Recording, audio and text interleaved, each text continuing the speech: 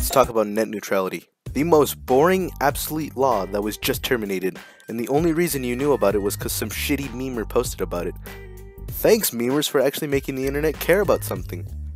Now, I'm pretty sure there is a reason why you have given a shit about net neutrality recently. Yes, the thing that you've only cared about for 2 weeks has ended. Now that that meme is dead, let's all go back to eating Tide Pods and asking random Ugandan echidnas of whether they know the way. Now for the rest of us who aren't 4chan moderators or meme page admins, let's discuss exactly what net neutrality is, or rather was.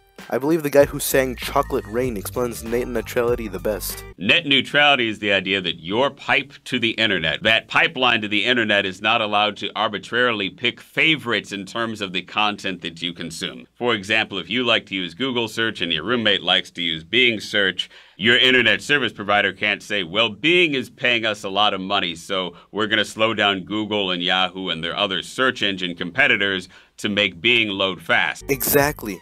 Net neutrality is a principle that internet service providers should enable access to all content and applications regardless of the source, and without favoring or blocking particular products or websites. With net neutrality enacted, this would allow me to launch any website I want and not have it be blocked from all of society. Even if that website was IHatePaulRudd.com, ISPs are still required to allow access to that website. But all of that changed on December 14th, 2017, when the FCC voted to repeal net neutrality. Despite all our petty attempts to make sure this vote never happened, such as protesting, tweeting, threatening to hack FCC officials, having our late night host make fun of Ajit Pai, assaulting a congressman with a clock, and even f***ing making bomb threats, the FCC still successfully voted to repeal net neutrality. While it is completely understandable to be outraged at the decision the FCC made, you should know that the vote was not unanimous and that 2 people from the board of 5 opposed the vote to repeal net neutrality. So you can be mad at the decision, but you can't put 100% of the blame on all of the FCC board members. That's like hating the entire Home Alone franchise for child negligence. That negligence, of course, being the self-deprecation of B-rated child actors who were hired out of looks and not out of talent. You can be mad at least 3 of the 5 movies for doing that. But Home Alone 1 and 2 actually had heart, and the other movies will never be my real dad!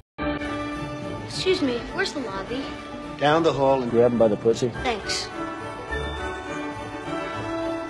While we need more people on the board who oppose the removal of net neutrality, let's take a look at the other 3 members who voted for the removal of net neutrality and see what could have possibly influenced them to make that decision. The 3 people who voted to remove net neutrality like a bunch of nerds are, of course, Chairman Ajit Pai and Republican Commissioners Brendan Carr and Michael O'Reilly. Think of them like the 3 Musketeers. Of course, not like the much enjoyed Candy, but rather like the Candy shitty YouTube channel. They're bland, cheap sellouts who aren't known and make really bad decisions involving the internet that no one consented to. And if you don't believe us, just watch. Welcome back to our YouTube channel. It's the 3 Musketeers.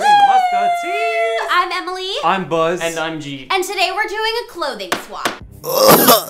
Why is this a thing? While I cannot say much for the existence of a shameless advertisement YouTube channel for a coagulated bar of an Englishman or Englishman woman's smegma, hashtag feminism, hashtag Lady Brits can have smegma too, I can try to dissect why these assholes said yes to the removal of net neutrality. Let's start off with Republican FCC Commissioner Brendan Carr, the human equivalent of a sad handjob. Brendan Carr is the newest Republican on the commission, yet not new to the FCC. He is a telecommunications attorney that had spent 3 years as Pai's legal advisor for legal issues. After being Pai's lackey, he then made Carr the FCC's general counsel in January.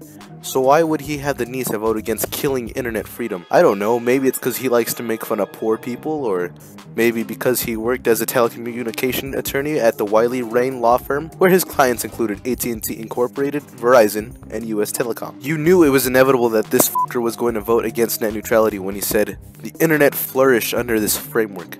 I look forward to casting my vote in support of internet freedom." That's the kind of passive aggressiveness that aggresses from Tommy Wiseau after watching The Disaster Artist. Now let's move on to the second member of the 21st century version of the 3 Stooges. That would be Michael O'Reilly. While he shares the same last name with Bill O'Reilly, he does not have the same charming racist leprechaun vibe that Bill gives off. But what do you expect from a man whose photo you look at and say, yup, that's a child molester? In 2015, O'Reilly voted against the net neutrality rules, and he had not publicly committed to supporting Pai's proposal, saying he wanted to review it first to make sure it contains the necessary legal and analytical foundations. But of course, this was absolute horseshit since he was one of the 3 Viagra poster children who voted against it. He stated that the internet was a vibrant place of commerce and public discourse before the rules ever took effect, and will continue to flourish after we discarded this unnecessary and harmful regulatory overhang. even though that's the exact opposite. Net neutrality did not cause a regulatory overhang. If anything, it prevented it. But of course, the entire country digresses. Now finally, the crescendo you've all been waiting for.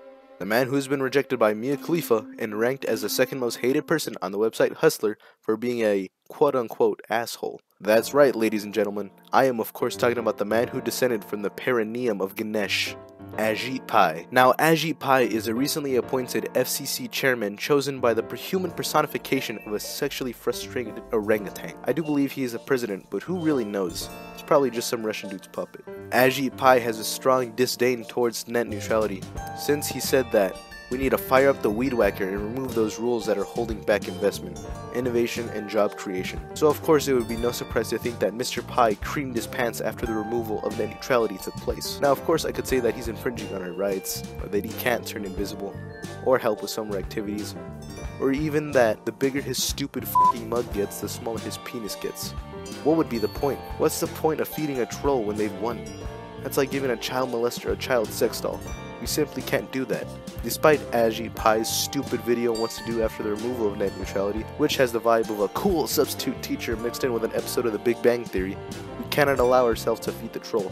Yes, things do seem grim without net neutrality, and there is just one semblance of hope that I can offer you, dear viewer, and that is if the next president elected into office wills it, he or she can have net neutrality reinstated. But for now, we should all just focus on how bad this is. G. You guys like it? You surprisingly Because look I very am not hip. actually really comfortable. CX in the chat.